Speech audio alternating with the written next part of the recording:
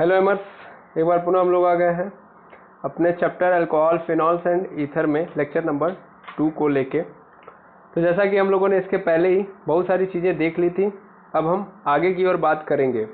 पिछले लेक्चर के अंदर हम लोगों ने अल्कोहल के नॉमेनक्लेचर तक देख लिया था और आज हम लोगों को देखना है फिनॉल के नॉमेनक्लेचर को। तो चलिए आइए स्टार्ट करते हैं फिनॉल के नॉमेनक्लेचर को। तो हमारे पास है ये फिनॉल, पहले आप यहाँ पे आइए, ये है फिनॉल। फिनॉल मेनली कैसा होता है? फिनॉल सर मेनली ऐसा होता है कि बेंजीन के साथ यदि क्या जुड़ जाए, अगर OH जुड़ जाए तो फिर वो क्या कहलाएगा? फिनॉल। यानी इस पूरे होल स्ट्रक्चर को ही हम लोग तब फिनॉल बोल रहे होंगे। सिंपल बात है, ठीक। यानी अगर कभी भी अल्कोहल ग्रुप गलती से किससे जुड़ गया? बेंजीन से, तो वही बेंजीन फिनॉल कहलाने लगेगा। ठीक, ये बात तो हम लोगों ने पहले भी देख ली थी। अब नॉमेनक्लेचर का क्या फंडा है सर? फिनॉल के नॉमेनक्लेचर को हम कैसे देखेंगे भैया? किसको फिनॉल बोलेंगे, और अगर फिनॉल के अंदर कुछ चेंजेस आ रहे हैं तब कैसे उसका नामकरण करेंगे?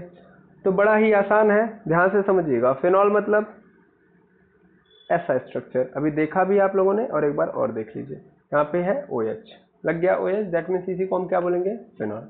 ये OH कहीं भी लग जाए, अगर मान लीजिए बेंजीन के साथ ये जो सिंगल OH है वो कहीं भी लग जाए, वो फिनॉल ही होगा। ठीक है ना? यानी एक OH कहीं भी लगाओ, चाहे यहाँ पे, चाहे यहाँ पे, चाहे यहाँ पे, चाहे यहाँ पे, चाहे यहाँ पे, कहीं भी लगा होगा वो फिनॉल ही कहलाएगा। ठीक, लेकिन ध्यान देंगे सिर्फ और सिर्फ एक OH, 2 OH या 3 OH के कंडीशन में ये फिनॉल नहीं रह जाएगा। तो क्या रह जाएगा वो आगे हम समझेंगे। फिलहाल में अगर हम बात करें कि सिंगल एक OH लगा हुआ है तो इसको फिनॉल बोलते हैं, और इसका एक और नाम होता है कार्बोलिक एसिड। क्या होता है? Carbolic acid. ठीक है, फिनॉल का एक सिंगल एक और नाम है। बिकॉज ये कैसा शो होता है, ये क्या शो करता है? जब इसको हम क्या करेंगे, जब भी हम तोड़ेंगे, ब्रेक डाउन करेंगे, तो यहाँ से क्या निकलेगा? यहाँ से OH माइनस निकलेगा, और यहाँ से क्या होगा? प्लस। इसके पास क्या आएगा? प्लस। सॉरी, यहाँ पे OH माइनस नहीं, यहाँ पे क्या होगा कि पूरे बेंजीन से H प्लस आयन निकलेगा। क्या निकलेगा? H plus ion. और H प्लस आयन जो देता है वो क्या कहलाता है? एसिड कहलाता है। तो नॉर्मली इसी कारण हम लोग क्या बोलते हैं? कार्बोलिक एसिड इसको बोलते हैं, बिकॉज ये एसिडिक नेचर शो करता है। ठीक है, तो फिनॉल एक प्रकार से क्या है? एक एसिड है सर, एक प्रकार का एसिड है। ठीक, अब नामकरण का फंडा समझिएगा। तो मेनली हम यहाँ पे 3-4 स्ट्रक्चर देख लेते हैं। जैसे मान लीजिए यहाँ पे OH है, तो वो तो समझ में आ गया कि OH कहीं भी लगा होगा वो फिनॉल ही कहलाएगा। लेकिन अगर OH के साथ CH3 जुड़ जाए, मतलब CH3 भी आके क्या हो जाए? इस बेंजीन से जुड़ जाए, तो इसका नाम क्या होगा? तो ध्यान दीजिएगा, इस कंडीशन में इसका नाम हम बहुत आसानी से कर सकते हैं। देखिए, ये इसके रिस्पेक्ट में हम देख रहे होंगे CH3 की पोजीशन, तो इसके रिस्पेक्ट में ध्यान से देखेंगे तो किस पोजीशन पे है? दूसरे पोजीशन पे। पहले पोजीशन पे कौन है? OH है, दूसरे पोजीशन पे कौन है? CH3। अब हमको पता है कि ये पूरा का पूरा स्ट्रक्चर, ये पूरा का पूरा स्ट्रक्चर ये क्या है? फिनॉल है। ठीक, तो हम क्या लिख देंगे? फिनॉल। यानी मेन मेरा स्ट्रक्चर फिनॉल है, लिख दिया। अब ये जो CH3 है, क्या इस मेन वाले में आ रहा है? नहीं, ये मेन वाले से बाहर है। दैट मीन्स ये तो क्या है? ब्रांच हो गया ना, और ब्रांच हमेशा कहाँ रहता है? मेन से पहले। कितने नंबर पे है भैया? 2 पे है, तो 2 पे है, और इसको क्या बोलेंगे हम लोग? 2। और कितना कार्बन छूट रहा है? 1, तो इसलिए क्या बोल देंगे? मेथाइल, यानी 2 मेथाइल फिनॉल। 2 मेथाइल फिनॉल बोल देंगे, हाँ या ना? या इसी को एक अच्छा खासा नाम दिया जाता है, और उसका नाम होता है ऑर्थोक्रेसॉल। क्या नाम देते हैं? ऑर्थोक्रेसॉल। ठीक है, ये क्या है? ऑर्थोक्रेसॉल। क्लियर है? यानी 2 मेथाइल फेनॉल को हम लोग क्या बोलते हैं? ऑर्थोक्रेसॉल। क्योंकि आप सबको पता है कि बेंजीन के अंदर अलग अलग पोजीशन पे एक दूसरे के रिस्पेक्ट में अलग अलग नाम होते हैं। यानी अगर हम इस OH के रिस्पेक्ट में देखें तो ये वाली पोजीशन क्या कहलाएगी? ये दूसरी वाली पोजीशन ऑर्थो होती है ना? OH के रिस्पेक्ट में देखें तो OH के रिस्पेक्ट में दूसरी वाली पोजीशन को हम लोग क्या बोलते हैं? ऑर्थो। तीसरा पोजीशन यानी तीसरे नंबर पे अगर कोई आ रहा है तो इसका मतलब क्या है? वो मेटा। और चौथे नंबर पे आ रहा है तो पैरा। क्लियर है? किसके रिस्पेक्ट में? OH के रिस्पेक्ट में। ठीक है, तो जब भी फिनॉल के अंदर दूसरे नंबर पे क्या लगा होगा? CH3, दैट मीन्स वो क्या है? ऑर्थोक्रेसॉल। ऐसे ही सपोज कर लीजिए हमारे पास फिर से क्या आ गया? बेंजीन आ गया, और इस बेंजीन के अंदर फिर से क्या जुड़ा है? OH जुड़ा हुआ है, और इस बार जो CH3 है कहाँ जुड़ा है? यहाँ पे, ये बेंजीन है। यानी ये किस पॉइंट पे हो गया, ये तो पहला हो गया, ये दूसरा और ये तीसरा नंबर, यानी तीसरे नंबर पे जुड़ा है। तो फिर इसका नाम लिखेंगे तो क्या क्या नाम होगा, इसका नाम होगा 3 मेथाइल फिनॉल होगा, नाम तो इसका यही होगा ना, 3 मेथाइल फिनॉल। लेकिन इसको हम लोग क्या नाम देंगे, इसको नाम देंगे हम लोग मेटाक्रिसॉल। क्या नाम देंगे, मेटाक्रिसॉल। इसमें कोई दुविधा नहीं सर, क्योंकि तीसरे पोजीशन पे है इसलिए हम लोग क्या बोलेंगे, मेटाक्रिसॉल। क्लियर है। ऐसे ही अगर हम लोग देखें फिर से क्या देखेंगे सर, यहाँ पे OH है और यहाँ पे इस बार जो CH3 है वो कहाँ पे लगा है, यहाँ पे। दैट मीन्स ये कौन से पोजीशन पे है, दूसरे, तीसरे या चौथे पोजीशन पे। इसका मतलब अगर इसका IUPAC नाम देखेंगे तो 4 नंबर पे है मिथाइल, और उसके बाद किससे जुड़ा है, ये फिनॉल से। मेन स्ट्रक्चर मेरा फिनॉल, तो ये 4 मिथाइल फिनॉल हो गया कि नहीं हो गया। और इसी को हम लोग क्या नाम दे देंगे, इसी को हम लोग नाम दे देंगे पैराक्रिसॉल। ठीक है। तो क्रिसॉल क्या होता है, ये समझ में आ गया होगा। क्रिसॉल मतलब कभी भी आपसे बोल दे क्रिसॉल, तो क्रिसॉल मतलब जब भी फिनॉल के स्ट्रक्चर में क्या जुड़ जाए, मिथाइल। फिनॉल के स्ट्रक्चर में एक मिथाइल जुड़ जाता है तो क्या बना देता हो, क्रिसॉल। अब ये 3 तरीके से हो सकता है, मतलब वो CH3 के पोजीशन के बिहाफ पे क्रिसॉल 3 तरीके से हो सकता है, या तो ऑर्थो, या तो मेटा, या तो पैरा। आई होप समझ में आ गया होगा। बिल्कुल ठीक। तो इस तरीके से हम लोग क्या करते हैं, नामकरण करते हैं फिनॉल के। ठीक है। ऐसे मान लीजिए यहाँ पे क्या आ गया, जैसे मान लीजिए यहाँ पे हमारे पास क्या है, फिनॉल है, और इस फिनॉल में यहाँ पे क्या जुड़ गया, Cl जुड़ गया। अब इसका नामकरण करना है, क्या कर लेंगे, बिल्कुल सर, ये पूरा का पूरा मेरा क्या है, फिनॉल है, और ये क्या है, क्लोरीन। दैट मीन्स ये बाहर है, तो ये इसको हम पहले लिख देंगे, कौन से पोजीशन पे, दूसरे पे है, तो दूसरे का मतलब 2-क्लोरोफिनॉल। यानी IUPAC नाम आप समझ चुके होंगे अब कैसे करना है। तो मेनली फिनॉल हमारा मेन स्ट्रक्चर होगा, और उसके बाद जो भी चीजें होंगी उनको कहाँ रखेंगे, आगे। ठीक है ना। तो इस तरीके से इसका नामकरण कर लेंगे। तो फिनॉल का IUPAC नेमिंग बहुत ही आसान होता है। ठीक है। अच्छा, ये मत सोचिएगा कि यहाँ भी क्रिसॉल की तरफ फिर कोई एक और नाम आएगा, ठीक है ना, ऐसा नहीं है। जैसे कि अभी आप लोगों ने देखा था इसके पहले, इस Cl के यहाँ पे CH3 था, तो CH3 के लिए हम लोगों ने बोल दिया था कि ऑर्थोक्रिसॉल। ठीक है ना। तो ऐसा हर जगह पे हम लोग नहीं करेंगे, स्पेशल कोई नाम नहीं हम लोग डालेंगे। ठीक है। ठीक है। मेनली आपको क्या करना है, मेनली आपको IUPAC नेमिंग आनी चाहिए। तो 2-क्लोरोफिनॉल। क्लियर है। वैसे हम कुछ भी लगाते जाएं, नाम आप आसानी से बनता जाएगा। ठीक। अब हम ये सीखते हैं कि सपोज करिए मान लीजिए बेंजीन है, इस बेंजीन के ऊपर OH लग गया तो ये तो फिनॉल हो गया, लेकिन ये OH एक नहीं 2 लग गया। अब क्या बोल सकते हैं हम, अगर हम इसको लिखना चाहें तो क्या लिख सकते हैं, डाइफिनॉल। यस और नो, 2 OH लग गया इसलिए हम लोग क्या बोल देंगे, डाइफिनॉल। तो ऐसा भूल के भी मत करिएगा, ये पूरा का पूरा क्या हो जाएगा, गलत है। ठीक है। 2 OH जुड़ जाने के कारण अब ये बेंजीन कंफ्यूज है। देखिए, अगर एक OH जुड़ गया तब तो फिनॉल है, लेकिन अगर 2 जुड़ गया तो बेंजीन किसी को भी अपने साथ नहीं लेता है। ठीक है। और इनको ट्रीट करता है एज अ फंक्शनल ग्रुप। क्या बोलेगा, इनको एज अ फंक्शनल ग्रुप मान लेगा, और किसी को भी अपने पास नहीं रखता है। दैट मीन्स किसी को भी अपने अंदर नहीं रखता है। दैट मीन्स मान लो अभी इसके पास 2 ऑप्शन है, किसी एक OH को ले लेगा तो ये फिनॉल कहलाएगा, लेकिन यहाँ पे इसके पास ऑप्शन क्या है, 2-2 का। तो इस कंडीशन में ये दोनों को नहीं लेगा, या तो ये दोनों को चुन ले, लेकिन ये दोनों को नहीं चुन सकता, एक को चुनेगा तभी फिनॉल कहलाएगा। यानी बेंजीन के साथ सिर्फ और सिर्फ एक OH है तभी ये फिनॉल है। अब 2 OH आ गया तब ये फिनॉल नहीं है। तब इसका नाम कैसे लिखेंगे सर, तब इसको हम लोग नाम देते हैं बेंजीन।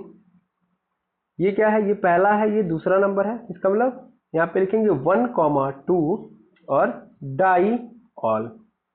ठीक है, क्या हो गया, डाईऑल। 2 ठो क्या जुड़ गए हैं, OH, क्योंकि हम लोग अब इसको कैसे ट्रीट करेंगे, as a functional group. Clear है। ऐसे ही समझिएगा, क्या, जहां से देखिएगा, मान लीजिए हमारे पास बेंजीन है, ये बेंजीन है, यहाँ पे OH है, यहाँ पे भी OH है, यहाँ पे भी OH है, 3 OH आ गए। अब इनका नामकरण करना है, कैसे करेंगे, बहुत आसान है सर। अब क्योंकि जब एक से ज्यादा आएगा तो बेंजीन किसी को नहीं लेगा, तो हम डायरेक्ट लिख देंगे बेंजीन, और कितने कितने नंबर पे आएगा, 1 2 3, तो 1, 2, 3, और ये क्या बन गया आपका, ट्राईऑल।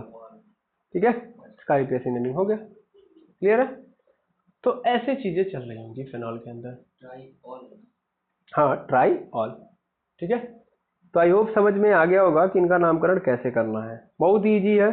यस सर, बहुत ही आसान है। अब चलिए इस चीज को हम लोग यहाँ पे देख लेते हैं क्योंकि यहाँ पे उस चीज़ को लिख के दिया गया है। ठीक है, तो मेनली यहाँ पे देख पा रहे होंगे अगर एक OH जुड़ा है तो इसी को हम लोग क्या बोलते हैं, फिनॉल या कार्बोलिक एसिड। ठीक है, नॉर्मली इसको क्या बोलेंगे हम लोग, 2-मेथाइल फिनॉल या ऑर्थोक्रिसॉल। इसको क्या बोलेंगे, 2-मेथाइल फिनॉल मेटाक्रिसॉल, और इसको क्या बोल देंगे, 4-मेथाइल फिनॉल पैराक्रिसॉल। और उसके बाद यही कहानी जो मैंने अभी जस्ट समझाई है वही चीज़ यहाँ पे लिख दी गई है। ठीक है, ये देखेंगे तो ये OH है, तो इसका मतलब बेंजीन 1,2 डाइऑल। ठीक है ना, और यहाँ पे OH मतलब 1,3 पोजीशन पे आ गया, दैट मीन्स 1,3 डाइऑल। और यहाँ पे क्या आ गया, चौथे नंबर पे यानी 1,4 डाइऑल। लेकिन यहाँ पे क्या है, एक स्पेशल नाम रखे गए हैं, तो इसलिए यहाँ पे अलग अलग स्ट्रक्चर दिख रहा है। अगर 1,2 के पोजीशन पे है 2 OH, तब उसको हम क्या बोलेंगे, कैटेकॉल। क्या बोलेंगे, हाँ। उसके बाद अगर 1,3 पोजीशन पे है तो इसको बोलेंगे रिसोर्सिनॉल। क्या बोलेंगे, रिसोर्सिनॉल। और अगर 1,4 पे है तब इसको हम क्या नाम देंगे, क्विनॉल। क्या बोलेंगे, क्विनॉल। ठीक है ना, यहाँ पे देखेंगे आप, तो यहाँ पे क्या है, क्विनॉल या हाइड्रोक्विनॉन, सॉरी हाइड्रोक्विनॉन, क्विनॉल या हाइड्रोक्विनॉन। ठीक है ना, जब 1,4 पोजीशन पे होगा। क्लियर है, मेनली 1,3 पे है तो रिसोर्सिनॉल, याद कर लेंगे इसको। ठीक है, और अगर 1,2 पोजीशन पे है तो कैटेकॉल। ठीक है, बिल्कुल सर। तो इस तरीके से फिनॉल का हम क्या करेंगे, नामकरण करेंगे। अब बात आती है ईथर की। तो ईथर बहुत ही इंपॉर्टेंट है, थोड़ा सा अच्छे से सुनिएगा। मतलब सर इसके पहले वाला इंपॉर्टेंट नहीं था, बिल्कुल इंपॉर्टेंट था, थोड़ा और अच्छे से समझिएगा। ठीक है, इसको और अच्छे से। तो मेनली इसमें कुछ इस तरीके से आपको नजर आएगा, बीच में क्या होगा O, और इसके अगल बगल क्या जुड़े होंगे, एल्किल ग्रुप जुड़े होंगे। ठीक है ना, अब इसका नामकरण करते कैसे हैं, तो देखिए नामकरण करने के लिए, अच्छा हाँ यहाँ पे एक ध्यान दीजिएगा, इस चीज को मैं समझा दूं पहले, तब आगे बढ़ते हैं। ठीक है ना, मेनली ऐसा ईथर जिसके दोनों साइड जो एल्किल ग्रुप जुड़े हैं वो क्या है, सेम है। यानी इधर जो ग्रुप है मतलब लेफ्ट साइड में, तो राइट साइड में भी क्या है, सेम है। तो उस कंडीशन में ऐसे को हम लोग बोलते हैं सिमेट्रिकल ईथर। क्या बोलते हैं, सिमेट्रिकल ईथर। सिमेट्रिकल ईथर अगर आपसे कोई पूछते हैं तो क्या बताओगे आप, ऐसा ईथर जिसमें जो O है उसके लेफ्ट साइड और राइट साइड में दोनों जो ग्रुप है एल्किल ग्रुप वो क्या हो, सेम हो, यानी सेम ग्रुप जुड़े हैं दोनों साइड में, तब उसको सिमेट्रिकल बोलेंगे, यानी सममित। इसको हिंदी में बोलते हैं सममित ईथर। ठीक है, लेकिन अगर अगर क्या हो, अगर हमारे सामने एक ऐसा ग्रुप आ गया है या ऐसा ईथर आ गया है जिसके लेफ्ट साइड में कोई और एल्किल ग्रुप है और राइट साइड में कोई और एल्किल ग्रुप है, तब उस कंडीशन में इसको क्या बोलेंगे, एसिमेट्रिकल या अनसिमेट्रिकल। ठीक है ना, एसिमेट्रिकल, एसिमेट्रिकल ईथर या अनसिमेट्रिकल बोल सकते हो। ठीक है, यानी असममित। ठीक है, तो असममित ईथर वो नाम देते हैं इसको। आई होप समझ में आ गया होगा। दो तरीके के ईथर आपको मिलेंगे, या तो ऐसे जिनके दोनों साइड में जो ग्रुप है वो क्या है, सेम है, या तो ऐसे जिनमें दोनों साइड में अलग अलग ग्रुप जुड़े हुए हैं। ठीक है, अब इसके लिए मेनली क्या है आपको यहाँ पे नजर आएगा, ये देख लीजिए, उसके बाद हम बात करेंगे। तो मेनली IUPAC नेम की बात करें तो IUPAC नेम क्या होता है, IUPAC नेम करने का तरीका क्या है कि एल्कोक्सी एल्केन, और कॉमन नेम कैसे लिखते हैं, तो एल्किल ईथर। ठीक है ना, इन दोनों को मैं अच्छे से समझा दे रहा हूँ। आप यहाँ पे भी देख सकते हैं कि यहाँ पे हमारे पास दो तरीके से आपको दिख रहे होंगे, एक तो सिमेट्रिकल, एक तो अनसिमेट्रिकल। ठीक है, जिसको हम लोग मिक्स्ड ईथर भी बोलते हैं और सिंपल ईथर भी बोलते हैं। चलिए समझा रहा हूँ मैं, समझिएगा ध्यान से। मान लीजिए हमारे सामने क्या है, एक ऐसा कोई ऑर्गेनिक कंपाउंड है, यहाँ पे ये O है, इधर क्या है CH3 है, और इधर क्या है CH3 है, यानी एक ऐसा ऑर्गेनिक कंपाउंड आपको नजर आ रहा होगा, बिल्कुल। अब मैं अगर इसका नामकरण करना चाहूँ तो सबसे पहले मैं ये देखूंगा कि ये बताइए सिमेट्रिकल है कि नॉन सिमेट्रिकल, ये बताइए। सर ये O के लेफ्ट साइड में भी एक ही कार्बन है और राइट साइड में भी एक ही कार्बन, दैट मीन्स अगर मैं बोलूँ तो इधर भी मेथिल है और इधर भी क्या है, मेथिल है, तो दोनों साइड मेथिल, इसका मतलब क्या है, सिमेट्रिकल है ना, सेम है, तो इसलिए सिमेट्रिकल बोलूंगा। अब इसका जब नामकरण करने की बात आएगी तो कैसे करूंगा, तो नामकरण करने के लिए आपको सीधा काम ये करना पड़ता है कि एक जो छोटा वाला है, एक जो छोटा वाला है उस ग्रुप के साथ इस O की पहचान को डाल दो और दूसरे वाले को अलग कर दो। सर नहीं समझे, अच्छा कोई बात नहीं, देखिए ये CH3 है, ठीक, और इधर भी क्या है CH3, इन दोनों में छोटा कौन है, सर दोनों बराबर है, तो किसी के साथ आप लिख सकते हो, ठीक। तो मैंने ना इसको चूज कर लिया, किसी को चूज करो कोई फर्क नहीं पड़ेगा। ठीक, तो मैंने क्या लिखा कि इधर कितने कार्बन है, एक, तो इसलिए हम लोग क्या लिखते हैं, मेथ। और इस जिसके साथ मैं ऑक्सीजन को जोड़ रहा हूं उसके साथ मुझे क्या डाल देना है, ऑक्सी। भाई इसके साथ क्या डाल दिया, ऑक्सी, मेथॉक्सी। उसके बाद एक तो इस लेफ्ट मतलब ये वाला लिया मैंने, तो इधर वाला बच गया, मतलब ये मैंने लिख लिया, इस पूरे को क्या लिख दिया, मेथॉक्सी। अब ये वाला पोर्शन बचा है, इसको हम लोग नाम देंगे मेथेन। क्या नाम देंगे, मेथेन। ठीक है, क्लियर। ये होता है आईपीएससी नेमिंग। अभी भी नहीं समझ में आया होगा, अभी थोड़ा और समझ में आ जाएगा जब हम एक आध एग्जांपल और लेंगे। जैसे ओ है, इधर CH3 है, इधर CH2, फिर इधर CH2, फिर इधर CH3। कैसा है ये सर, ये अनसिमेट्रिकल है या मिक्स्ड ईथर है, ऐसा नो, मिक्स्ड ईथर है। कैसे मिक्स्ड ईथर, क्योंकि लेफ्ट साइड और राइट साइड दोनों साइड ग्रुप जो है एल्किल ग्रुप अलग अलग है। ठीक है, अब इसका नामकरण करेंगे, कैसे करेंगे थोड़ा ध्यान दीजिएगा। तो मुझे पता है कि इसमें मुझे करना क्या होता है, मुझे जो जो O है उसको कम वाले कार्बन वाले के साथ लेना है। तो कम कार्बन किधर है, इस साइड है ना, तो इधर मैंने ले लिया, और ज्यादा कार्बन इधर है तो इसको अलग बना दिया। ठीक है ना, तो ये मेरा अलग चेन बन गया और ये अलग। अब देखिए, हमेशा ये मेरा जो पेरेंट कार्बन चेन है वो हमेशा कहाँ रहेगा, बाद में, और सबसे पहले किसको निपटा देना है, ऑक्सीजन वाले को। ठीक है, तो ऑक्सीजन कितने कार्बन से जुड़ा है, मतलब ये जो ऑक्सीजन है कितने कार्बन की चेन से जुड़ा है, सिर्फ और सिर्फ एक, और एक से जुड़ा है तो इसका मतलब क्या लिखेंगे, मेथ। और ऑक्सीजन इसके साथ जुड़ा है, इसका मतलब ऑक्सी, तो मेथॉक्सी हो गया। अब पेरेंट कार्बन चेन को देखो कितने कार्बन है, 3, तो इन 3 के लिए क्या यूज करूंगा मैं, प्रोप, तो प्रोप हो गया, और इसमें क्या डाल दूंगा, एन, तो ये क्या बन गया, प्रोपेन, तो मेथॉक्सी प्रोपेन। इस तरीके से इसका नामकरण करते हैं। ठीक है, कॉमन नेम लिखने की बात आ रही है, तो कॉमन नेम भी अभी हम लोग देख लेंगे, पहले आईपीएससी क्लियर हो जाए। ठीक है, ये मेरा ओ है, इधर मान लीजिए मैंने थोड़ा सा इधर थोड़ा बहुत गेम खेला, ये मान लेते हैं कि CH2 है, इधर सॉरी इधर CH3 है, यहाँ CH2, यहाँ CH2, यहाँ CH2, यहाँ भी CH2। ठीक है, और यहाँ से O, फिर इधर क्या है, C2H5, ऐसा कुछ आ गया। ठीक है, तो हमेशा ये O किसके साथ रहेगा, कम कार्बन वाले से, तो ये कम कार्बन वाला इसके साथ चला जाएगा, यानी ये ऑक्सीजन वाला ग्रुप है, और बाकी पेरेंट कार्बन चेन क्या है, ये है ना। अच्छा, इसके पहले हम लोग कहीं नंबरिंग नहीं करते थे, क्यों नहीं करते थे, क्योंकि ऑक्सीजन हर बार मेरा पहले नंबर पे आ जाता था, लेकिन इस बार हमको क्या करना पड़ेगा, नंबरिंग करना पड़ेगा।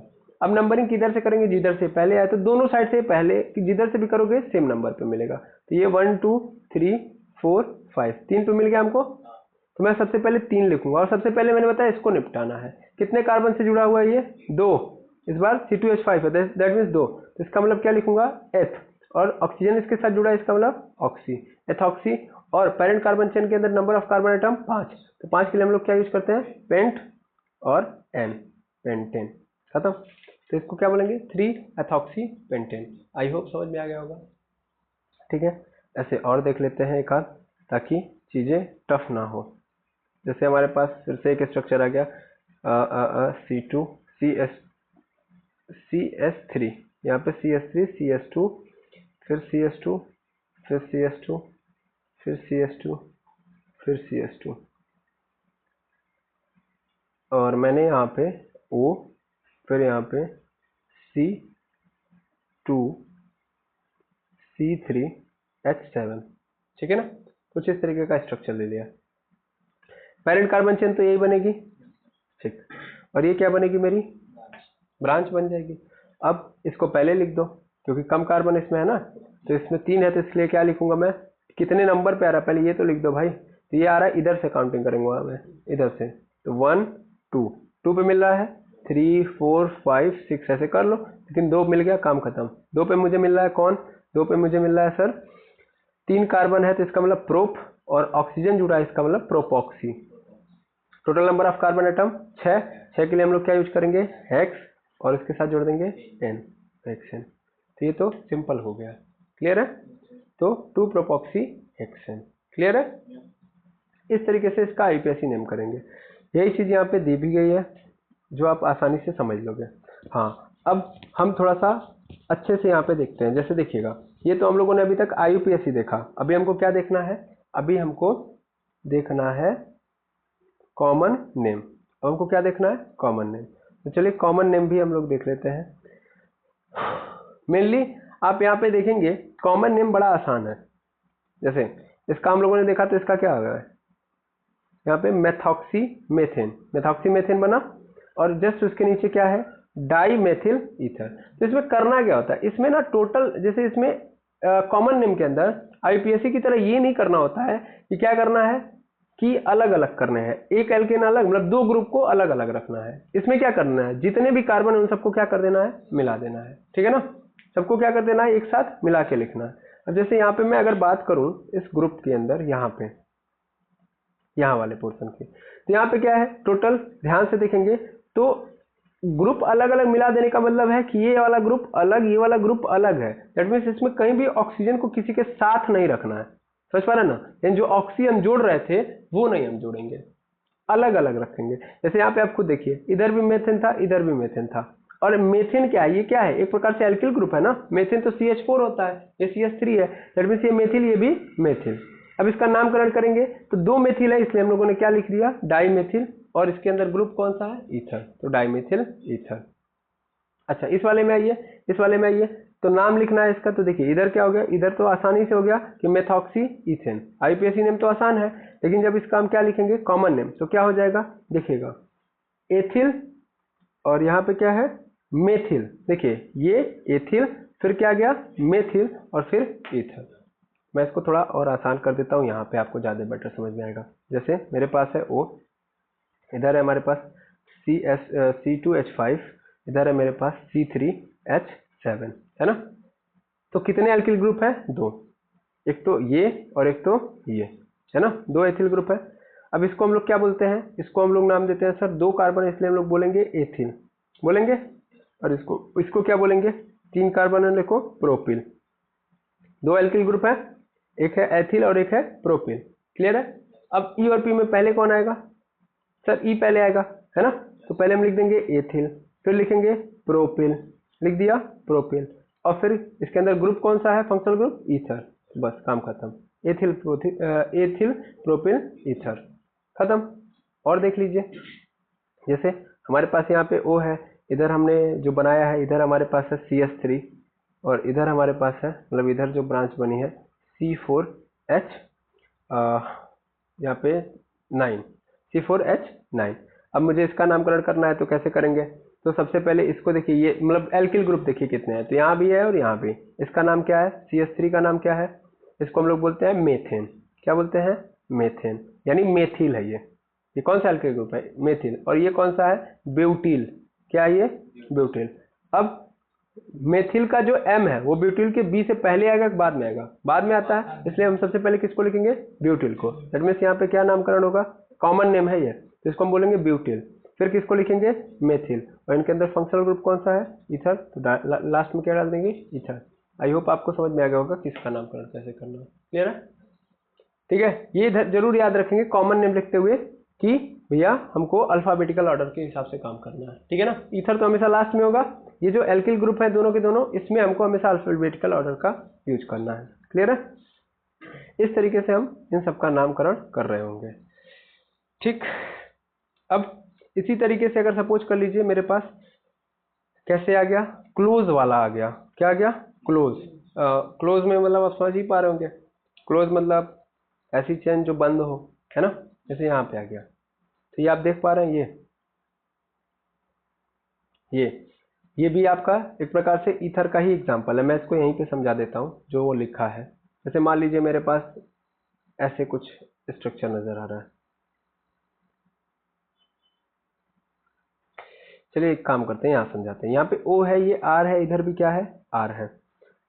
अब ये R दोनों अनसिमेट्रिकल है, दैट मीन्स दोनों R सेम नहीं है। तो अब ये R कुछ भी हो सकता है, ऐसा जरूरी नहीं कि इधर वाला R इधर वाला R। मान लो ये भी क्या हो सकता है? ये भी ओपन हो सकता है या क्लोज हो सकता है। इसी तरीके से ये भी क्या हो सकता है, ओपन भी हो सकता है और क्लोज भी हो सकता है। ये क्या है, एल्किल ग्रुप है, वो किसी भी तरीके से हो सकते हैं, ओपन भी या क्लोज भी। तो इससे नहीं सोचना है कि यार अगर ओ क्लोज वाले से जुड़ जाएगा तो क्या करना है, काम वही करना है। हमेशा हमेशा ये याद रखेंगे जब आईपीएससी नेम लिखेंगे, तो देखिए यहाँ पे अब आईपीएससी ज्यादा दिमाग में रखेंगे कि आईपीएससी नाम जब लिखेंगे तो ये देखेंगे कि कौन सा, अगर वो क्लोज ही है तो बस साइक्लो लगाना, इतना ही तो साइकोलॉजी आपकी होनी चाहिए, क्या कि क्लोज है तो साइक्लो, बस इतना काम करना है। और हमेशा उस वाले से अटैच करना है अपने ऑक्सीजन को जिधर क्या हो, कम हो, जो एल्किल ग्रुप क्या हो, कम कार्बन को कंटेन की होगी, उसी को लेके चलना है। अब वो ओपन है कि क्लोज, उससे हमको लेना देना नहीं है। जैसे मैं एग्जांपल के रूप में यहाँ पे लिखूं कि मान लीजिए यहाँ पे मेरे पास ऐसा कुछ स्थिति नजर आ रहा है, यानी ऐसी स्थिति नजर आ रही है। अब मुझे नाम लिखना है इसका, तो ये O किसके साथ रहेगा, इसके साथ, यानी OCH3 होगा। अब मैं इसका नाम लिखूं तो क्या होगा, सीधा सीधा है सर, एक कार्बन के साथ जुड़ा है तो मेथ, और इसमें ऑक्सीजन है तो इसका मतलब मेथॉक्सी। अब जो मेरा मेन चैन है वो ये है ना, वो ये है।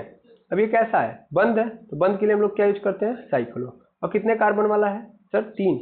क्या इसमें डबल बॉन्ड ट्रिपल बॉन्ड है, नहीं सर, सिंगल बॉन्ड है, तो इसका मतलब सीधा सीधा लिख दूंगा प्रोपेन। 3 कार्बन है ना इसमें, तो साइक्लो प्रोपेन। क्लियर है, मेथॉक्सी साइक्लो प्रोपेन। ठीक, इतनी बातें आपको समझ में आ रही होंगी। ठीक, ऐसे ही मान लीजिए यहाँ पे हमारे पास ऐसे आ गया, यहाँ पे OCH3 आ गया, OCH3 आ गया। अब इसका नामकरण करना है तो कैसे करेंगे, सिंपल है सर, क्या है ये मेरा क्या होगा, सब्स्टिट्यूएंट के रूप में आ जाएगा, और ये मेरा मेन। तो सबसे पहले इसको लिखेंगे, कितना है, अच्छा C2H5 इसको कर लेते हैं, C2H5। अब नामकरण करेंगे तो मेनली इसका नाम हो जाएगा एथॉक्सी, एथॉक्सी, और पेरेंट हमारा जो है वो क्या है, बंद है, तो इसलिए हम क्या यूज करेंगे, साइक्लो, और कितने कार्बन का है, 4, तो इसलिए हम लोग क्या यूज कर देंगे, ब्यूटेन। ठीक है ना, तो इसका नामकरण हो जाएगा एथॉक्सी साइक्लो ब्यूटेन। इस तरीके से नामकरण करेंगे क्लोज वालों का। ठीक है, यहाँ पे आप देख पा रहे होंगे, क्लियर है, बिल्कुल। तो इस तरीके से आप काम करेंगे। यहाँ पे देख लीजिएगा, यहाँ पे आपको थोड़ा सा स्ट्रक्चर डल नजर आ रहा होगा, तो यहाँ पे एक्चुअल में O के बाद ऐसे एक लाइन ड्रॉ की गई है, ऐसे मैं ब्लैक से ड्रॉ कर देता हूँ ऐसे। तो आपको भी पता है कि अगर O से एक सिंगल लाइन गई है तो इसका मतलब यहाँ पे क्या होगा, इस एंड पे CH3 होगा, है ना, यानी O है यहाँ पे, फिर ऐसे है, फिर ये आपको ऐसे नजर आ रही है, तो ये क्या है आपका, एक पे मेथॉक्सी साइक्लो पेंटेन। ठीक है ना, 5 कार्बन के हैं पेरेंट कार्बन चेन, तो पेंटेन। क्लियर है, बाकी आप जो आईपीएससी करते आए हो उसी तरीके से आपको काम करना है। ठीक है ना, हाँ एक इंपॉर्टेंट है, इसको थोड़ा सा देख लीजिएगा, अगर बेंजीन के साथ कुछ इस तरीके से आपको स्ट्रक्चर नजर आ जाए तो इसको हम लोग क्या नाम देते हैं, मेथॉक्सी बेंजीन। इसको नाम क्या देते हैं, मेथॉक्सी बेंजीन। इसका भी नामकरण करना टफ नहीं है, ठीक है ना, बहुत ईजी है, मेथॉक्सी बेंजीन। मैं एक बार और बेंजीन का स्ट्रक्चर दिखा देता हूँ। मान लो यहाँ पे बेंजीन है, और यहाँ पे क्या मैंने देख लिया, यहाँ पे OC2H5 आ गया। तो सिंपल है, हमको ये देखना ये मेरा क्या है, ये मेरा एज अ सब्स्टिट्यूएंट होगा, तो दैट मीन्स इसको मैं लिखूंगा एथॉक्सी। क्या बोल दूंगा, एथॉक्सी बोल दिया, क्योंकि 2 कार्बन था, और बाकी ये किससे जुड़ा हुआ है, बेंजीन से, तो लिख दो बेंजीन, खत्म, है ना, इतना आसान है। क्लियर, बिल्कुल सर। तो इस तरीके से हम नामकरण करेंगे, और इसको हम स्पेशल एक नाम देते हैं, वो क्या है, एनिसोल। तो जो स्पेशल नाम है उनको याद रखेंगे, एनिसोल मतलब बेंजीन के साथ OCH3 जुड़ा है। आई होप समझ में आ गया होगा। ठीक है, अब हमारे सामने कुछ प्रैक्टिस वाले क्वेश्चन आएंगे जिनको हमको देखना चाहिए। ओके, तो स्टार्ट करते हैं, देखते हैं। यहाँ पे मैंने बाकी काम कर दिए हैं, और मैं ये चाहूंगा कि ये जो क्वेश्चन है वो स्वयं आप करें। ठीक है, तो इसमें आपको क्या करना है, नाम करना है, मतलब नामकरण नॉमेनक्लेचर का उपयोग करना है। मैंने आधा काम करके आपको दे दिया है, नंबरिंग कर दी है, सब कुछ कर दिया, बस नाम आपको लिखना है। ठीक है, तो ये जो यौगिक है, जो कंपाउंड्स हैं, इनके आपको नाम खुद लिखने हैं, मैं इनमें से एक का भी नाम नहीं बताऊंगा। ठीक है, जैसे यहाँ पे आप देख पा रहे होंगे ये पोर्शन, यहाँ से लेके 1 2 3 4 और 5 यहाँ पे है कि आईयूपीएसी प्रणाली के अनुसार आपको नाम लिखने हैं। ठीक, इसके नीचे फिर आया है हमारे पास कि हमको क्या करना है, यहाँ भी वही करना है कि यहाँ पे अब ऑप्शन वाले क्वेश्चन है। जैसे यहाँ पे तो क्या था, यहाँ पे तो सिंपल स्ट्रक्चर दे दिया था और आपको खुद नाम लिखना था, यहाँ पे क्या है, ऑप्शन दे दिया है कि भैया ये जो पूरा पोर्शन दिख रहा है यानी ये जो पूरा कंपाउंड दिख रहा है उसका आप नामकरण करके बताओ कि इनमें से कौन सा ऑप्शन सही है। ठीक है, ठीक। इसी तरीके से यहाँ पे भी है, यहाँ पे भी सेम काम किया गया है। देख पा रहे होंगे, आपको क्वेश्चन दिख रहा होगा। तो यहाँ भी वही है कि एम क्रेसॉल जो होता है उसका नाम क्या होता है, आईपीएससी नाम क्या होता है। ठीक है, तो इन चारों में से कोई एक सही है, उसमें से आपको क्या देना है, आंसर देना है। ऐसे ही आप यहाँ पे देखेंगे तीसरा क्वेश्चन जो है ये, यहाँ पे भी मैंने सब कुछ करके दे दिया है और यहाँ पे भी आप देख पाएंगे कि आपको 4 ऑप्शन हैं, इनमें से कोई एक सही है, उस पर आपको टिक मारना है। इसके साथ साथ यहाँ भी क्या है कि how many alcohol with molecular formula C4H10O are chiral in nature.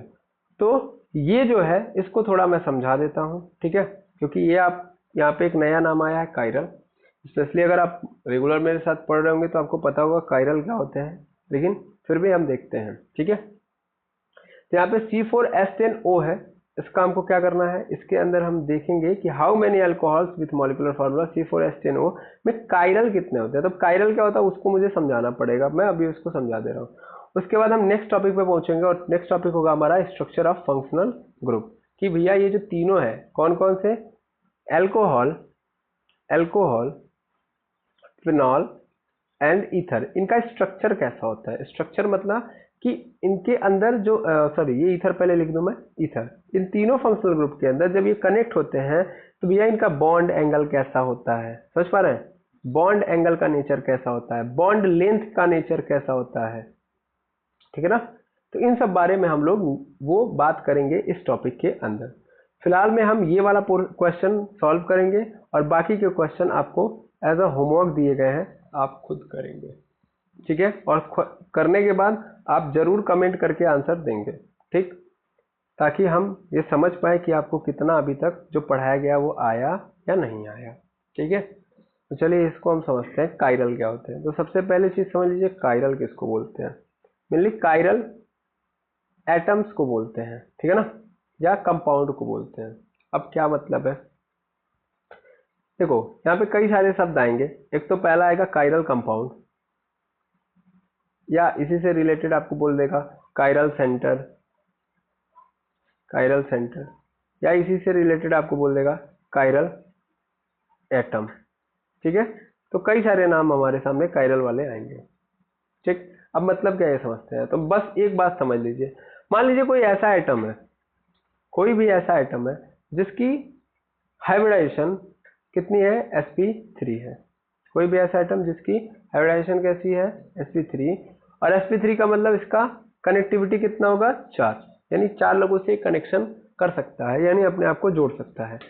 तो sp3 हाइब्रिडाइज्ड एटम हो और 4 लोगों से कनेक्टिविटी की क्षमता हो, और ये चारों लोगों से जो जुड़ रहा है वो क्या है, अलग अलग है। मतलब A, B, C and D, यानी ABCD में से कोई भी क्या ना हो, सेम ना हो।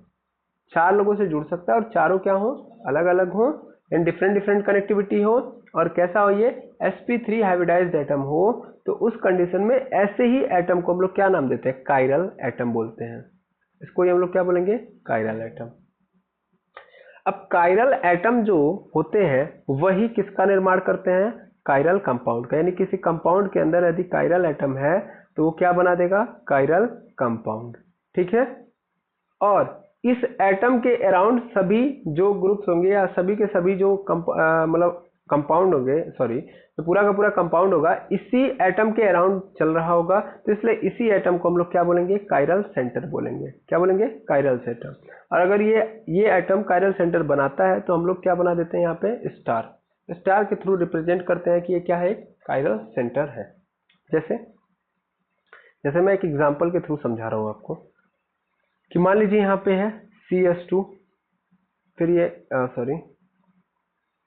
यहाँ पे CS3, यहाँ पे फिर CS2, फिर CS2, फिर यहाँ पे CH, फिर CS2, और फिर यहाँ पे CS3। ठीक है, CS3, और यहाँ पे है Cl, क्या है, Cl। ठीक है, अब मुझे क्या ढूंढना है, मुझे ढूंढना है कायरल एटम। क्या ढूंढना है, कायरल एटम। सबसे पहले मैं किसको पकड़ूंगा, इसको, देखूं ये कायरल एटम कहलाएगा कि नहीं। तो सबसे पहले देखो इस C को पकड़ो, ये सी के इस साइड यही लोग हैं, ये पूरा का पूरा एक ग्रुप है ना। और अगल बगल क्या है, 3 हाइड्रोजन है। सबसे पहली बात, क्या ये sp3 है? बिल्कुल सर, ये सब सिंगल बॉन्ड से जुड़ा हुआ है, यानी अगले कार्बन से क्या है, सिंगल बॉन्डेड है। दैट मीन्स ये क्या है, sp3 हाइब्रिडाइज्ड एटम है। तो सभी सिंगल बॉन्डेड है, sp3। क्या इसकी चार, मतलब ये sp3 है, पहले ये तो लिख दो भाई sp3 है। फिर क्या ये इसका जो कनेक्शन हुआ है, दैट मीन्स जिन जिन एटम से जुड़ा हुआ है, क्या वो सभी अलग अलग है? नहीं सर, यहाँ पे देखिए, यहाँ भी H, यहाँ भी H, यहाँ भी H, दैट मीन्स ये 3 सेम एटम से जुड़ गया है ना। इसका मतलब ये क्या नहीं है, कायरल एटम नहीं है। ठीक है, क्लियर? बिल्कुल सर, इसका मतलब ये क्या नहीं है, कायरल एटम नहीं है। तो ये बात तो समझ में आ गई। ठीक है, चलिए अब हम किस कार्बन को पकड़ेंगे, सेकेंड वाले को, इस वाले को पकड़ेंगे। इस वाले को पकड़ेंगे तो यहाँ पे क्या होगा, इस साइड क्या जुड़ा है, CH3 जुड़ा है, ऊपर एक H, नीचे एक H, और इधर क्या है, एक ग्रुप। क्या ये sp3 है? बिल्कुल सर, सब सिंगल बॉन्डेड है। और दूसरी बात देखेंगे, क्या सभी अलग अलग है? सर देखिए, इस साइड अलग है, इस साइड अलग है, लेकिन यहाँ पे सेम हो गया।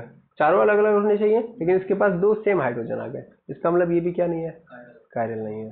आई समझ में आ रहा होगा कायरल किसको कह रहे हैं हम लोग। चलिए और आगे देखेंगे, पहले हम ढूंढ लेंगे तभी आगे बढ़ेंगे। ठीक है ना, यहाँ पे सॉरी Cl था, यहाँ पे ये नंबर। अब मैं इसको पकड़ूंगा तो इसकी भी सेम स्थिति है ना। इसके पास भी क्या है, 2 हाइड्रोजन है, तो इसलिए ये भी नहीं होगा, ये भी नहीं है और ये भी नहीं है। ठीक है, अब हम किस पे जाएंगे, अगले वाले पे, यहाँ पे जो Cl लगा है, तो इस वाले को पकड़ के लेके आएंगे।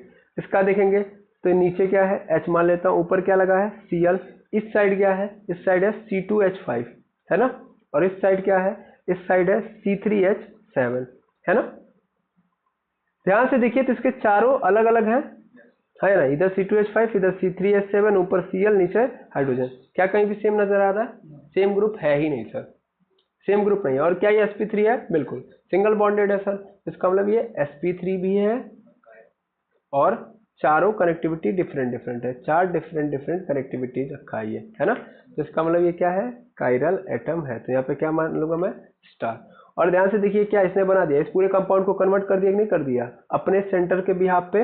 अब ये पूरे कंपाउंड का क्या बन गया, सेंटर बन गया कि नहीं बन गया। तो इसको हम क्या बोलेंगे, कायरल सेंटर भी बोलेंगे। ठीक है ना, तो ये क्या, कायरल सेंटर है, ये कायरल सेंटर भी है, और इसको हम कायरल एटम या कायरल कार्बन बोलेंगे। ठीक है ना, ये कायरल सेंटर बना रहा है और इसके वजह से पूरा कंपाउंड कायरल कंपाउंड कहलाएगा।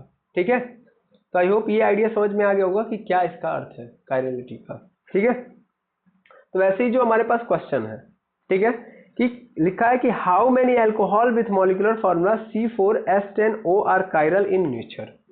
ठीक है, तो इसमें आपको क्या करना है भाई, इस पूरे को एक्सपेंड करना है। मैं करूंगा अभी भी नहीं, मैंने तो बस आपको आइडिया दिया, करेंगे आप। ठीक है, एक्सपेंड करेंगे, दैट मीन्स इसको स्ट्रेच करेंगे, पूरे फॉर्मूले को ओपन करेंगे। ओपन करने के बाद आप ये चेक करेंगे कि कितने कायरल एटम यहाँ पे प्रेजेंट है। ठीक है, जितने प्रेजेंट होंगे उस अनुसार आप ऑप्शन में मार देंगे। ठीक है, और यदि नहीं आएगा तो आप कमेंट करेंगे, मैं आपको जरूर इसके बारे में बताऊंगा। ठीक, तो इतना करने के बाद, क्योंकि हम लोगों ने नॉमेनक्लेचर देख लिया, चीज़ों को समझ लिया, इसके बाद हम पहुंचेंगे स्ट्रक्चर ऑफ फंक्शनल ग्रुप पे। यहाँ पे हम आसानी से और टफ की ओर, दोनों मतलब आसानी से टफ की ओर बढ़ते हुए नजर आएंगे। ठीक है, अभी तो हम लोगों ने बहुत ही आसान पोर्शन देखा है इस चैप्टर का, बेसिक बेसिक पॉइंट। ठीक है, अब इसके बाद हम लोग अच्छे अच्छे पॉइंट को पढ़ना स्टार्ट करेंगे नेक्स्ट वीडियो से। तो आज के लिए इतना ही, मिलेंगे हम लोग नेक्स्ट वीडियो के अंदर। Thank you very much.